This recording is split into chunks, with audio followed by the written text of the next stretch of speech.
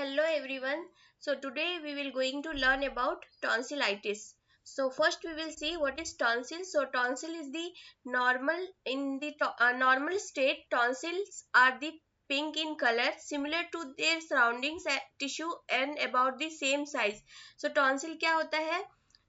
In normal state यानी कि tonsillitis होने से पहले टॉन्सिल नॉर्मली कैसा होता है तो पिंक कलर का होता है और उसके आसपास का जो और सेम साइज का होता है। जो दो टॉन्सिल होता है और दोनों जो है वो सेम साइज का होता है और इसके जो भी सराउंडिंग टिश्यू भी है वो भी पिंक कलर के होते हैं। The tonsils along with adenoids are said to form the first line defense against infective organism. और ये जो टॉन्सिल है इसका फंक्शन क्या है तो ये एडेनॉइड्स के साथ रहता है और इसका बेसिकली फंक्शन होता है ये हमें डिफेंस मैकेनिज्म की तरह काम करता है, एक डिफेंस लाइन की तरह काम करता है। जब भी कोई इन्फेक्टिव ऑर्गेनिज्म हमारे बॉडी में एंटर करता है तो ये उससे फाइट करने में हेल्प करता है। Next we will see the pathology.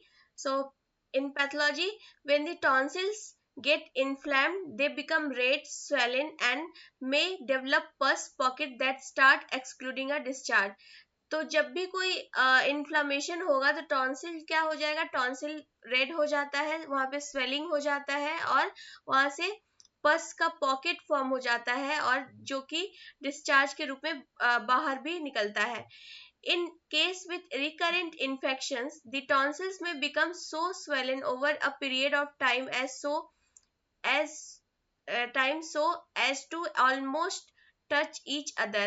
और जब बहुत ज्यादा रिकरेंट इन्फेक्शन होता है, टाइम टू टाइम टॉन्सिल का इन्फेक्शन अगर होते रहेगा तो टॉन्सिल जो है बहुत ज्यादा स्वेलन हो जाएगा, मीन्स फूल जाएगा और ये जो दो टॉन्सिल है जो हमारे थ्रोट के साइड में होता है ये एक दूसरे को टच करने लगता है। Tonsillitis is very common amongst children. तो ये जो टॉन्सिलाइटिस है वो बहुत ही कॉमन सिम्टम्स है जो देखने को मिलता है हमें चिल्ड्रन में। No particular gender prediction is seen in case of tonsillitis.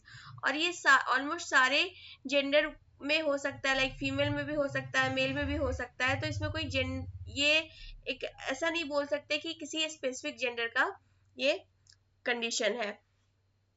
So tonsillitis क्या होता है? सो इन्फ्लामेशन और infection of the tonsil is medically termed as tonsillitis. यानी कि हमारे टॉन्सिल में किसी प्रकार का इन्फ्लामेशन होगा या इन्फेक्शन होगा तो हम लोग उसको बोलेंगे tonsillitis. So tonsils are protective lymph glands that are situated on both side of in the throat। तो टॉन्सिल क्या है? ये एक प्रकार का लिम्फ नोड है, लिम्फ ग्लैंड्स हम लोग इसको बोल सकते हैं। और ये कहाँ पे होते हैं मौजूद? तो हमारे थ्रोट यानी कि हमारे गले के दोनों साइड में ये रहते हैं। Tonsils constitute an important part of the body's immune system and are vital defense organs। और ये जो टॉन्सिल है ये बहुत ही इम्पोर्टेंट है हमारे बॉडी के लिए, हमारे इम्यूनिटी के लिए, क्योंकि ये डिफेंस प्रोवाइड करते हैं हमारे बॉडी को। मीन्स बोल सकते हैं कि हमारे बॉडी को एक डिफेंस यानी कि रक्षा करते हैं, कोई भी इन्फेक्शन, कोई भी माइक्रो ऑर्गेनिज्म से फाइट करते हैं जब भी कोई हमारे बॉडी में अटैक करना चाहता है तब। They protect the body from bacteria and viruses by fighting this as soon as they enter the body via the oral or nasal cavity। और जब भी कोई बैक्टीरिया या वायरस हमारे बॉडी में इंटर करता है हमारे ओरल के कैविटी के थ्रू यानी कि हमारे माउथ के थ्रू या फिर नेसल कैविटी नोज के थ्रू, तो सबसे पहले टॉन्सिल क्या करता है? उसे फाइट करता है, उसको चाहता है कि उसको किल कर दे, फाइट करके उसको बॉडी से हटा दे। तो इसलिए क्या होता है, टॉन्सिल में इन्फ्लामेशन होता है। सो यहाँ पे हम पिक में देखेंगे कि नॉर्मल टॉन्सिल कैसा होता है प्लस एबनॉर्मल टॉन्सिल जो है वो कैसा हमें देखने को मिलता है। तो आप यहाँ पे देख सकते हैं इमेज में यहाँ पे एक लाइन किया हुआ है। तो एक साइड जो है वो है आपका नॉर्मल टॉन्सिल। इमेज में आप समझ सकते हैं ये जो है हमारा है नॉर्मल टॉन्सिल और ये जो है हमारा इस साइड का एबनॉर्मल टॉन्सिल। तो नॉर्मली जो टॉन्सिल होता है तो बीच में एक उल्वा होता है जो इसको डिवाइड किए रहता है, और ये वाला जो पार्ट है इसको हम लोग बोलते हैं उल्वा वुल्वा। और इसके जो साइड में जो होता है दो टॉन्सिल होता है, मीन्स वन पेयर बोल सकते हैं टॉन्सिल का जो होता है। यहाँ पे आप देख सकते हैं ये जो टॉन्सिल है वो नॉर्मल टॉन्सिल है, और नीचे में क्या होता है इसके फ्रंट में मीन्स एंटीरियर हिस्से में क्या होता है, टंग होता है हमारा। और ये है हमारा अफेक्टेड टॉन्सिल, यानी कि टॉन्सिलाइटिस जिसको हो गया है तो उसका टॉन्सिल कैसा मिलेगा। तो नॉर्मल टॉन्सिल जो है वो नॉर्मल रहेगा, पिंकिश कलर का होगा, कहीं भी किसी प्रकार का स्वेलिंग वगैरह नहीं होगा। वही अगर एबनॉर्मल टॉन्सिल है मीन्स टॉन्सिलाइटिस है तो पेशेंट में क्या क्या आपको देखने को मिलेगा, तो जो हमारा उल्वा है वो क्या होगा, स्वेलिंग होगा वहां पे, यानी कि वो फुला हुआ रहेगा। विटिस स्पॉट्स यानी कि व्हाइट व्हाइट पैचेस जो है वो बनेंगे। रेड स्वेलिन टॉन्सिलाइटिस, जो टॉन्सिल है उसका इन्फ्लामेशन होगा और वो रेडिश हो जाएगा। थ्रोट जो है हमारा वो भी रेड हो जाएगा। और जो टंग है हमारा, जो हमारा जीभ है वो ग्रे फूडी टंग हो जाएगा। ग्रे फूडी टंग मीन्स टंग पे कोटेड लेयर बैठ जाएगा जो कि ग्रे कलर का होगा। तो ये सारे जो है एबनॉर्मल फाइंडिंग्स हमें देखने को मिलेंगे जब टॉन्सिलाइटिस होगा किसी को तब। तो हमें इसलिए ये इमेज में आपको क्लियरली एक्सप्लेन किया गया है कि नॉर्मल टॉन्सिल कैसा दिखता है और एबनॉर्मल टॉन्सिल कैसा दिखता है, ताकि आप इसको अपने क्लाइंट्स में, अपने पेशेंट्स में डिफ्रेंशिएट कर पाओ। सो रिस्क फैक्टर क्या क्या हो सकते हैं, किस वजह से ये होता है, तो पुअर ओरल हाइजीन की वजह से हो सकता है टॉन्सिलाइटिस, पुअर न्यूट्रिशन की वजह से हो सकता है टॉन्सिलाइटिस, या फिर अपर रिस्पिरेटरी ट्रैक्ट इन्फेक्शन की वजह से हो सकता है टॉन्सिलाइटिस। नेक्स्ट देखेंगे हम लोग कॉजेज, यानी कि इसका कारण क्या है। So bacterial and viral infections can cause tonsillitis through droplet infection. किसी प्रकार का बैक्टीरियल इन्फेक्शन हो गया, वायरल इन्फेक्शन हो गया, जिसको हम लोग इंजेस्ट कर रहे हैं वायरस को, बैक्टीरिया को, या इनहेल कर रहे हैं, तो उसकी वजह से है टॉन्सिलाइटिस जो है वो हो सकता है। कॉमन कॉज इसका क्या है, वो है स्ट्रेप्टोकोकस बैक्टीरिया। और अदर कॉमन कॉज भी हो सकता है, लाइक अदर बैक्टीरिया या वायरस भी हो सकते हैं जो कि हमें टॉन्सिल जो है वो कॉज कर सकते हैं। तो कॉमनली जो मोस्ट कॉमन कॉज होता है वो होता है स्ट्रेप्टोकोकस, और अदर कॉमन कॉज इंक्लूड होते हैं एडिनो वायरस हो गया, इन्फ्लुएंजा वायरस हो गया, एप्स्टीन बार वायरस हो गया, पैरा इन्फ्लुएंजा वायरस हो गया, एंटेरो वायरस हो गया, या फिर हर्पिस सिम्प्लेक्स वायरस। तो इन सब की वजह से भी टॉन्सिलाइटिस जो है वो हो सकता है। सो यहाँ पे दो टाइप्स में है टॉन्सिल, लाइक बैक्टीरियल और वायरल। सो अगर वायरल कॉज होगा तो टॉन्सिल क्या होगा, वो रेड हो जाएगा, और थ्रोट जो होगा वहां भी रेडनेस हो जाएगा, यानी कि इन्फ्लामेशन जो है रेडिश इन्फ्लामेशन होगा। और अगर बैक्टीरिया इफेक्ट करेगा तो जो हमारा ओल्वा है वो भी आप देख सकते हैं यहाँ पे स्वेलिंग हो जाएगा ओल्वा में भी। उसके बाद whitish spots, white white spots बन जाएंगे टॉन्सिल्स के ऊपर। आप यहाँ पे इमेज में देख सकते हैं व्हाइटिश स्पॉट्स बना हुआ है। टॉन्सिल जो है वो रेड हो जाएगा, स्वेलिंग हो जाएगा वहां पे, और थ्रोट जो है वहां भी रेडनेस हो जाएगा, और जो टंग है वहां पे कोटेड लेयर ग्रे कलर का जो है वो जम जाएगा, तो उसको हम लोग बोलेंगे ग्रे फरी टंग। टाइप्स, तो टॉन्सिलाइटिस जो है बेसिकली टू टाइप्स का बोल सकते हैं अकॉर्डिंग टू इसका ऑनसेट। तो एक्यूट होता है और क्रॉनिक होता है। सो एक्यूट जो टॉन्सिलाइटिस होता है वो सडन इन ऑनसेट, ये अचानक होता है। Cases where symptom last anywhere from 3 to 2 weeks। तो इसमें जो सिम्टम्स है वो 3 days से 2 हफ्ते तक जो है रह सकता है। रिकरेंट या फिर क्रॉनिक जो टॉन्सिलाइटिस होता है मोर देन 7 episode इन 1 year, यानी कि 1 साल के अंदर 7 से ज्यादा बार जो है टॉन्सिलाइटिस का सिम्टम्स देखने को मिलेगा, और last for more than 2 weeks। और ये जो क्रॉनिक टॉन्सिलाइटिस होता है 2 हफ्ते से ज्यादा जो है वो रह सकता है किसी भी पेशेंट में। ट्रिगरिंग फैक्टर्स क्या है, यानी कि क्या क्या फैक्टर्स जो है जिसकी वजह से टॉन्सिलाइटिस हो सकता है, यानी कि ट्रिगर करते हैं, यानी कि टॉन्सिलाइटिस को बढ़ा सकते हैं, इंड्यूस करते हैं। तो foods with artificial colours and preservatives, जो भी आर्टिफिशियल कलर वगैरह यूज किया जाता है फूड में, तो उसकी वजह से भी टॉन्सिलाइटिस हो सकता है। पीनट्स से अगर किसी को एलर्जी है तो टॉन्सिलाइटिस हो सकता है।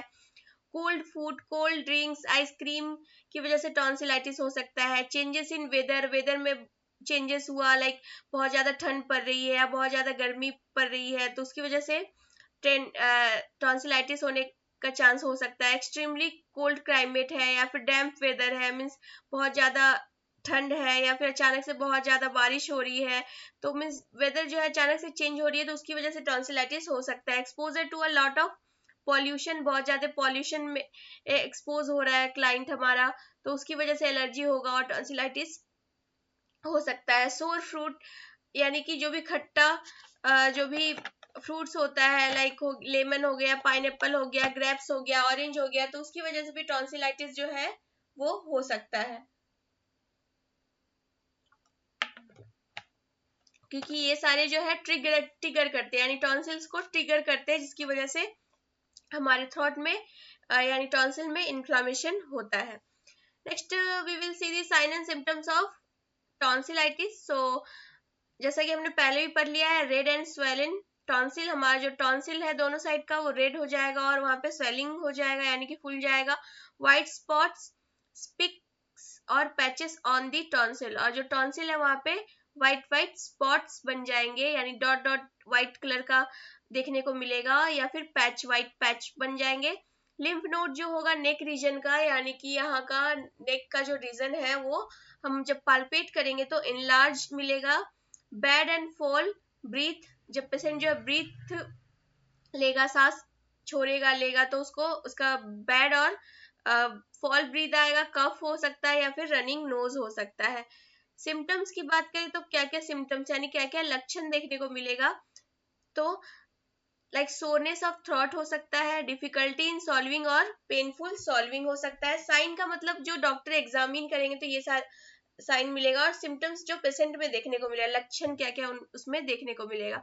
सो खाना खाने में उसको डिफिकल्टी होगा क्योंकि पेन होगा जब वो फूड या फिर ड्रिंक्स को सॉल्व करेगा, तो pain discomfort while solving swallowing saliva, जब भी उस स्लाइवा को पीना चाहेगा तो उसको या पानी पीना चाहेगा तो पेन होगा, डिस्कम्फर्ट होगा, वॉइस जो है वो चेंज हो जाएगा, हॉर्सनेस ऑफ वॉइस हो सकता है, pain in the ear due to common nerve supply of the back of the throat and ear, तो ईयर में भी इन्फेक्शन हो सकता है या फिर ईयर में भी पेन हो सकता है, क्योंकि जो टॉन्सिल जो मीन्स जो थ्रोट में जो नर्व सप्लाई है वही ईयर में होता है, तो इसलिए अगर टॉन्सिल्स इफेक्ट होगा तो ईयर में भी पेन हो सकता है, हेडेक हो सकता है, मैलेज एंड टायर्डनेस, बहुत ज्यादा फैटिक टायर्डनेस फील करेगा क्लाइंट, और difficulty in taking feed in babies, अगर किसी बेबी को किसी छोटे बच्चे को टॉन्सिल होगा तो वो फीड नहीं कर पाएगा प्रॉपरली।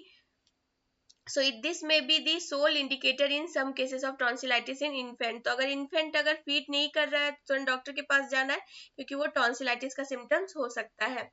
सो डायग्नोसिस में हम लोग एग्जामिन करते हैं थ्रोट को to check the redness and swelling of tonsils, pus pocket on the tonsil, किसी प्रकार का पस तो नहीं वहां जमा हुआ है, एब्सेस तो नहीं फॉर्म हुआ है, डिस्चार्ज तो नहीं हो रहा है टॉन्सिल में, ये सब चेक करने के लिए डॉक्टर जो है विजुलाइज करते हैं टॉन्सिल को। In case of peri tonsillar abscess there may be a shift of the involved tonsil toward the center of throat, the vulva may be shifted toward the opposite side away from the affected tonsil, तो अगर किसी में symptoms अगर पेरिटॉन्सिलर abscess है यानी कि tonsil में abscess form हो गया, पस फॉर्म हो गया है, तो वुल्वा को डॉक्टर जो है वो शिफ्ट कर देते हैं पीछे की तरफ, ताकि जो एब्सेस की वजह से जो इन्फेक्शन है वुल्वा को अफेक्ट ना करे।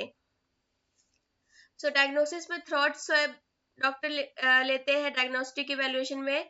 सो in this use to get a sample of secretion from the back of the throat, doctor जो है स्वैब इंसर्ट करके और थ्रोट का सैंपल लेते हैं टू चेक आइडेंटिफाई दी कौन सा टाइप ऑफ बैक्टीरिया की वजह से इन्फेक्शन हुआ है। मोनोस्पॉट टेस्ट होता है, तो इसमें मोनोन्यूक्लियोसिस होता है, मीन्स एक किसिंग डिसऑर्डर होता है जो कि एप्स्टेन बार वायरस की वजह से होता है, तो इसमें एक ब्लड टेस्ट में देखते हैं कि पेशेंट को जो है एप्स्टेन बार वायरस की एंटीबॉडीज जो है ब्लड में है या नहीं है, तो इसके लिए मोनोस्पॉट टेस्ट करते हैं। एप्स्टेन बार वायरस एंटीबॉडीज का टेस्ट किया जाता है टू डायग्नोस मोनोन्यूक्लियोसिस है या नहीं, और ब्लड टेस्ट किया जाता है जिसमें कि कंप्लीट ब्लड काउंट जो है उसको चेक किया जाता है, तो अगर इन्फेक्शन प्रेजेंट होगा तो WBC का काउंट जो है वो एलिवेटेड होगा, तो यही चेक करने के लिए CBC किया जाता है। कॉम्प्लिकेशंस क्या क्या हो सकते हैं, तो अगर इसे टाइम पे से ट्रीट नहीं किया जा सका तो पेरिटॉन्सिलर एब्सेस हो सकता है, यानी कि आप यहाँ पे इमेज में देख सकते हैं, ये हमारा नॉर्मल टॉन्सिल्स का इमेज है, और यहाँ पे टॉन्सिल जो है पूरी तरीके से स्वेलिंग हो गया है, एब्सेस हो गया है, यानी कि टॉन्सिल में पस जो है वो फॉर्म हो गया है। पैराफेरिंजियल एब्सेस हो सकता है। पैराफेरिंजियल एब्सेस मींस टॉन्सिल का जो पीछे का जो हिस्सा है, नेक का जो हमारा ये वाला रीजन है, यहाँ पे भी स्वेलिंग हो जाएगा, फूल जाएगा, और एब्सेस जो है वो फॉर्म हो सकता है। क्योंकि नर्व सप्लाई सेम है ईयर का भी और हमारे थ्रोट का भी, तो ओटाइटिस मीडिया हो सकता है। ओटाइटिस मीडिया यानी कि इन्फ्लामेशन और infection in the middle ear, हमारे मिडिल ईयर में भी इन्फेक्शन जो है वो हो सकता है as a complication of tonsillitis.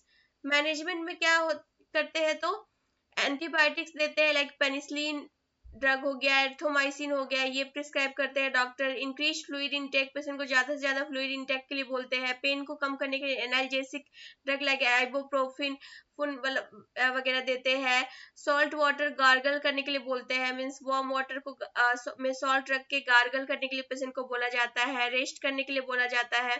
और अगर बहुत ज्यादा क्रॉनिक केस है तो टॉन्सिलेक्टोमी किया जाता है, यानी कि टॉन्सिल को रिमूव किया जाता है। सो प्रिवेंट हम लोग कैसे कर सकते हैं टॉन्सिलाइटिस को, हमें अवॉइड करना है close contact with other who are sick.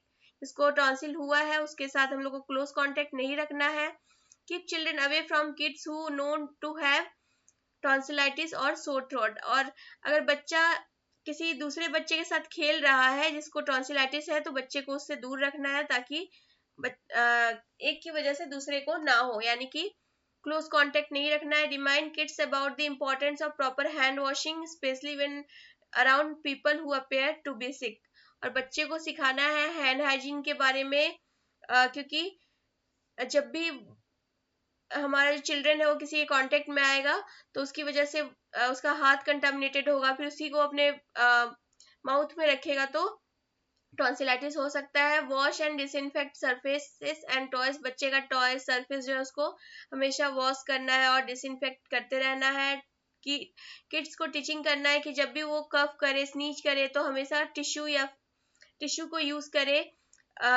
Tissue या फिर हम लोग वाइप बोल सकते हैं, उसको यूज करे, नोज को कवर करे, और तभी वो स्नीजिंग या फिर कफिंग करे, ताकि इन्फेक्शन जो है one person to another person में ना फैले। And carry disposable wipes and hand sanitiser to clean. और बच्चे को टीच करना है कि हमेशा वो disposable wipes and hand sanitiser अपने पास रखे, अपने हैंड्स को क्लीन करने के लिए। So thank you. आज का क्लास हमारा यहीं पे खत्म होता है।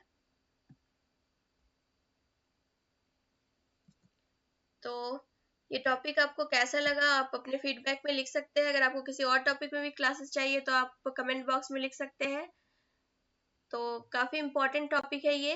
उम्मीद है कि आप लोगों को समझ में आया होगा। So thank you.